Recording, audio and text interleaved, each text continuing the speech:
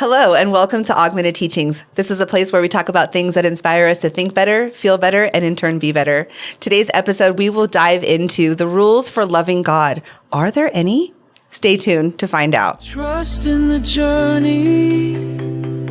Let your spirit soar. With Augmented Teachings, we'll open the door.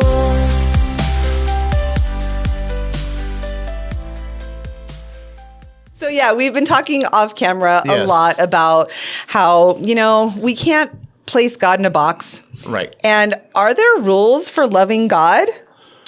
Well, it depends on who you ask. Right, exactly. So hi, Robert. Hi, Todd. Hi. And that's one of the things is that we've all talked about religion as being a system of control. And they all have their different rules on how you're supposed to love God, right? Some say you're supposed to go to this building and pray at certain times of the week or certain times of the day so that you can show God that you love God, right? Sometimes they say you have to face a certain direction and pray and you show love to God, right? Sometimes you have to eat certain foods at certain times of day or don't eat all day to show love for God. And in reality, with all of my NDE research, not once was anybody given a gold star because they ate a certain food at a certain time, faced a certain direction, had clean hands when they prayed. Did not matter. Did not matter what religion they were or how many scriptures they memorized or taught to others. Did not matter. The only thing that mattered was how they treated other people. Other human beings, because every human being has a soul, and that soul is a direct manifestation of God, and every experience goes back home. So, as you treat another human being well, you are treating God well, in the aspect that every experience returns back home to source, to God. And first, we talk about what God is, right? And so some people have that idea that God is still an external thing separate from us. And that's why we are praying, we are worship, we are bowing, we are doing something to this outside energy. Right. But really, God is the energy that is in all things, including ourselves. So when we are looking out at trees and nature or the Grand Canyon or beautiful things, right? That's God. I'm loving God in that moment. As I'm loving my body and I'm caring for my body, I'm loving for the energy of God within me. Right. So as I cleanse my body and I feed my body and I take care of it and I do all those things, to me, that's loving God. Right. I totally agree, and I'm glad you brought up the trees and the elements around us, because those are we are. Before I get into my perception on those rules, right? We are energetic beings, but we are in these vessels that were made to hold the energetic beings that we are. So things that are green are grown from the sun. They contain that energy, and we eat them and that sort of thing, and we grow our bodies and we develop that way. But as that singularity of consciousness, which Source is, and then multiplied through humans on this planet, we made this reality for us. Those trees, the water, the air, so that our bodies, our physical vessels, and our energetic beings can be maximized at all times. These are the things that are best for us. Right. And practice, and to step away from that is to really step away from Source, to step away from God. It doesn't honor the things, and then we go into man-made structures, right? And then when we talk about structures, rules only exist within structures. Exactly. And structures are restrictive. And if I'm practicing something with rules, I am willingly not allowing myself to grow or think outside of that box, right? It's not just a metaphor. It is literally where we go, a building, a box, a cell, and we trap our energies in beliefs and in systems that don't show that true reflection of love, which Todd talks about, which is how we treat others at all times, with the intent of our heart, not just with our words. Right. So No, No, it's there were so many perfect. things that I wanted to share with that, and Oh my I know God! we'll unpack I want it. to build on that. I want to build that. Yeah, I want to build yeah, on that. Right? we I wanna wanna build all those unpack things. But absolutely true, because it's not just now we do feel the repercussions of how we treat others on the other side of the veil, but also animals, also how we treat the earth, because earth again, a construct of source. So if you want to drive your big truck with blowing diesel exhaust everywhere, you're showing a lack of compassion and empathy for the planet because it affects everybody. You know what I'm saying? So you're saying it's a me first mentality, and me first mentalities never play out well on the other side of the veil. It's always a we mentality, never a me first. So as you treat the planet good, you're treating God good. You treat animals good, you're treating God good. You treat other humans good, you're treating God good. There has nothing to do with any religious ideals. On the other side of the veil, there are no such things as religions. God is everything, and I want to get down even farther, because realistically, we know somebody who won't pray because they're unable to cleanse their body to the level that they think it should be cleansed so that they can pray to God, right?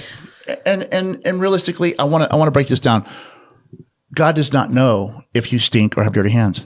God knows everything.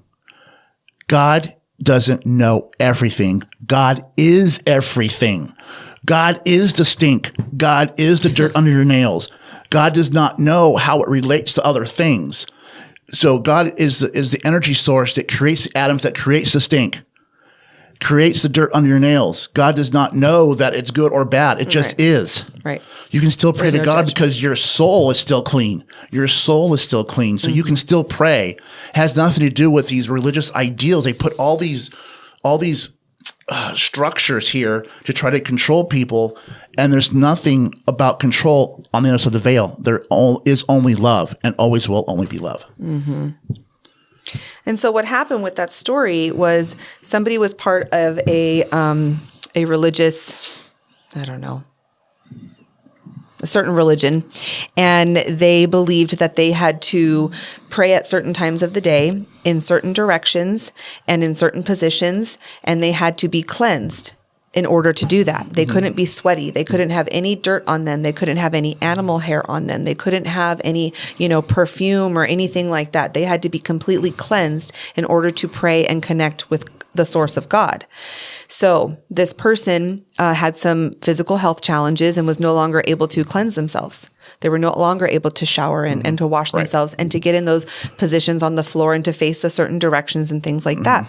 And so now this person, unfortunately, feels unworthy to communicate with God, unworthy to connect with God, because that person, that human, can no longer cleanse themselves. And so I said, well, isn't that the time when you want to lean back into your connection with God, your source, even though that's not my idea of source or my understanding of source, that's theirs. And no, they would rather hurt themselves and to remove themselves from the love of God because it doesn't fit into the rule of their religion. And to me, it just breaks my heart. It makes me so sad, because this is a person that would cancel plans, would totally do everything around these rules. Right. And so that's where this whole conversation stemmed from. Are there rules for loving God? Are there rules for connecting with God? Right. And my answer is no. There is none. There's zero. And realistically, this person that has all these rules in order before they can even pray is silly. I mean, you can pray and that's fine. You don't get brownie points for that. But connecting to source through loving thoughts and actions, that is love. The part that makes you laugh is cleaning your body. I remember in a science class, and the teacher said, as soon as you get out of the shower, you have dirt on you again, because there's dirt in the air. That's how we compost things. You step on the ground, right? There's microbes in the air. You clean your arm, 10 seconds later, there's dirt on your arm. So what level of dirt can be on your arm before you can pray and not pray? And it's really weird to think that, it's like we're always dirty. God does not care about the dirt on your arm or under your armpits or anywhere else. Well, it goes back to the religious roots of things, right? The Bible being an allegory, not real things that existed in time or real events. I don't think. The cleansing, especially I'm thinking Old Testament and maybe certain practices, slaughtering of a lamb, right? Cleansing in the tabernacle, anointed with oils. That is all metaphor for the things that goes on in our mind. Thank you. Based on the constellations, right? Which also the 12 disciples are in the New Testament are based on. So there's a lot to unpack. It's just in different religions. It's how the leaders establish control of the masses. It's not to say that people that practice religion, there are people that truly believe that is what source is because they're not awakened. They don't understand. But when we're talking about rules for loving God, those institutions absolutely have rules that you have to follow in order to get through the door. I just here in I'll say Western Christianity, I have a relative who goes to a church where people with tattoos are asked to leave. Right? You have to disguise yourself to go in. Wow. Right? So that's a rule. If you are considered part of the rainbow people, or if you have a alternative lifestyle, the LGBTQ plus community. Absolutely, you are not welcome there. Right, and so there are rules for even loving God, and then I can imagine in those same places I've heard it, even up here in a very popular church in the high desert during the COVID time, that God does not only are people like that are not allowed in, that God does not love everybody equally. That if you're this, you're a sinner and you're not allowed that love. It's only the perfect, straight, and narrow. But how can that possibly be? What is the straight and narrow? Because the straight and narrow... Right? Are people just born that way? Right. Right. You know what I mean? Yeah, it's the LGBTQ process, right? All souls go through it. When you change gender, you identify with the gender you'd been. Your soul does. The soul dictates to the vessel. The vessel does not dictate to the soul. I mean, when you talk of those religious things, that is judgment. I know, right? Which it says, "Thou shalt not judge." So it's really, to me, they just pick and choose the things that they want in order to maintain their control, and they have enough of the, faith is something in that you don't know.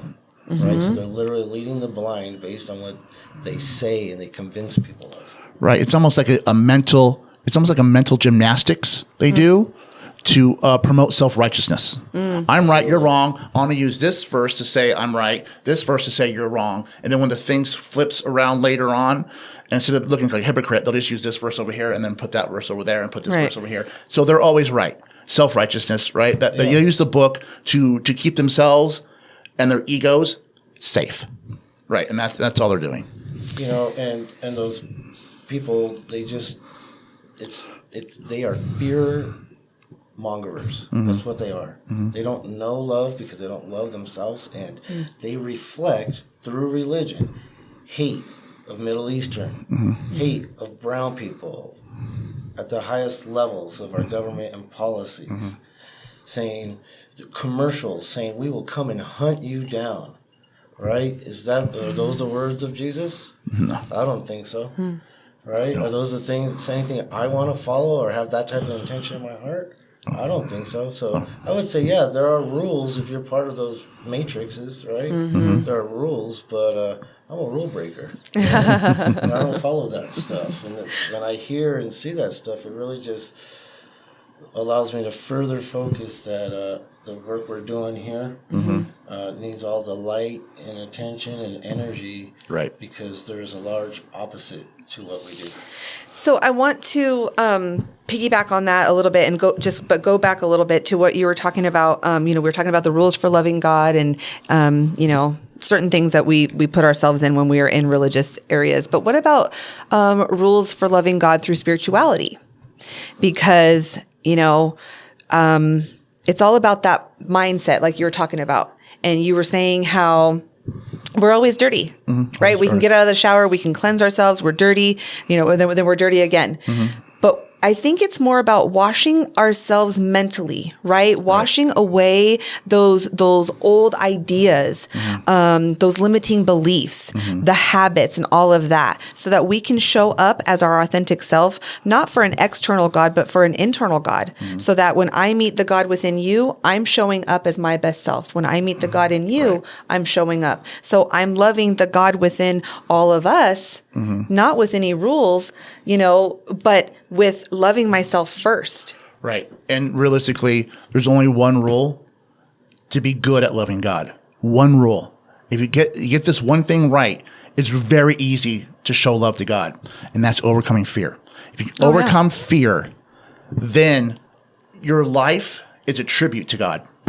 Because, I mean in this, there's one center that we used to go to, and they would judge people by what they wore at that center. And if they were that was fear. They were fearful that person didn't represent the center well enough, and therefore judge them and shame them to their face or behind their backs.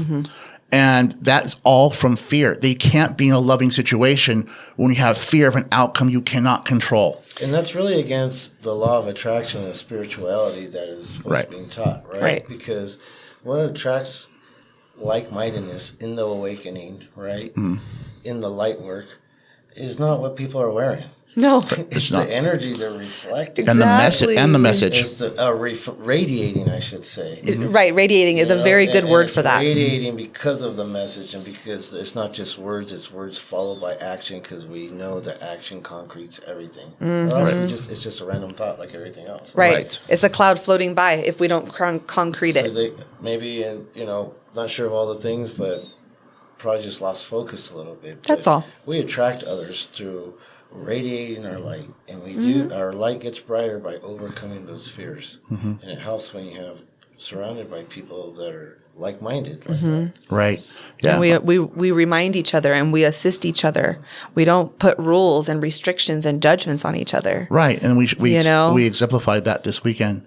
We spent time at House of Frog. Oh, and we yes, were helping. we did. And it's springtime, and we're all putting things together and creating with with wood, with soil, with everything, big with our hands and right, and making things nice and attractive for people to come and visit and be part of House of Frog. And, we are laying the foundation even more to create more of a welcoming environment, right. Without rules, only respect and love. Right. That's really, so if you want to put a rule, okay, fine. All right. There are rules for loving God, and that's respect and love. I think if you go from the religious side to the spirituality side, right, the rules don't exist there because there's one understanding in spirituality. Once you have the awakening experience, that of understanding you're part of the consciousness mind of the universe, which is God, higher source, higher power, however you phrase it. In that every single human being is an individual reflection of that source, right? So source is getting to know itself, and we're all here for that purpose. Right, that is the awakening that happens. So you don't need rules on their side. You don't need people to tell you, because you've connected, and now you have that understanding, and it can't be changed by what people say from a pulpit. It can't be changed under threat of or fear of not being who you truly are, because you just understand Source sees you and you see it because you are one with it. Yeah. And then you do silly things like wave sometimes for your highlight reels. For your past life review. Exactly. Past life review. And that's one of the things is realistically, the older the soul is, the more it'll gravitate towards love, and fear will be subsided, will be pushed down. And they'll have a path, and it's hard to get them off that path of love. Like the administration today said, or the other day said, we got rid of DEI. We destroyed it. It's like, no, you didn't destroy it. You may push it down for a minute, but inclusion for everybody will rise back up, because that's the way it's supposed to be. On the other side of the veil, everybody's equal. Eventually, everybody will be equal too. Here, he's just held it back for a little bit. It's going to come right back, but steaming back, because like a rubber band.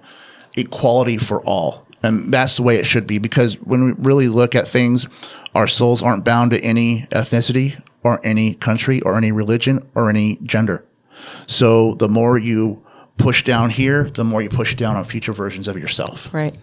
And people have to remember that. I think those fears operating those young souls, that's exactly what's leading our government.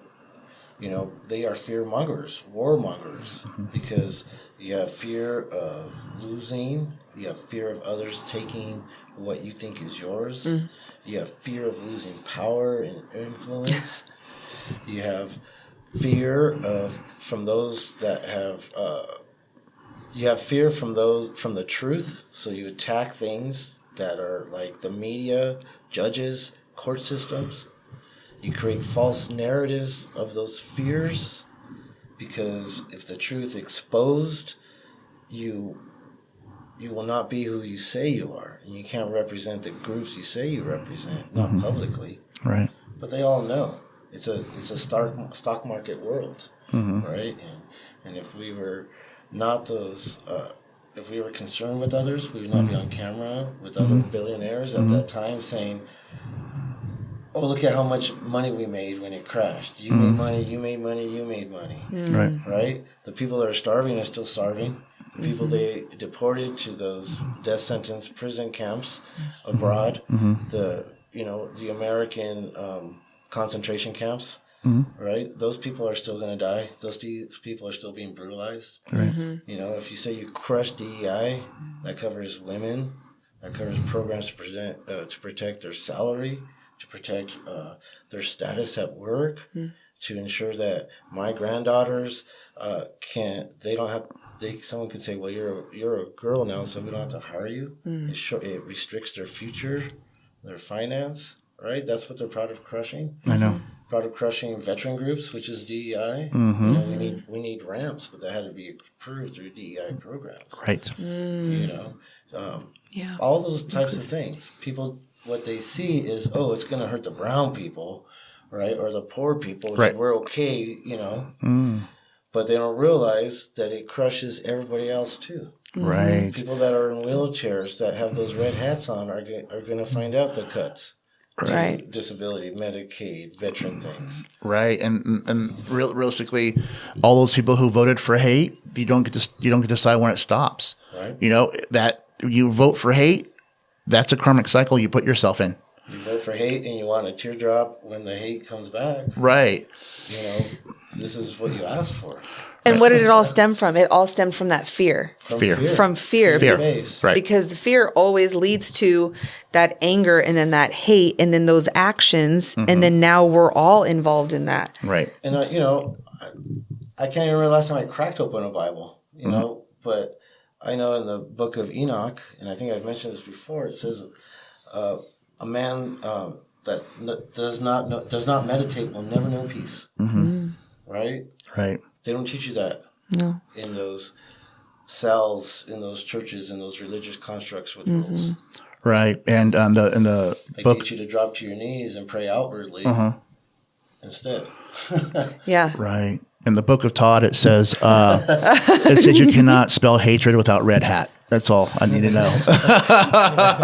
But seriously, all souls eventually will overcome fear. It just takes time. It takes generations and generations of souls rehashing the same lessons over and over and over till they learn from those lessons and they stop making those mistakes. We don't come here one time. We come here hundreds of times. Every soul will come here hundreds of times if you plan your life out properly. You plan your soul's journey properly. You don't want to plan it? Cool, 300 lifetimes, because you're just heaping the same mistakes over and over and over.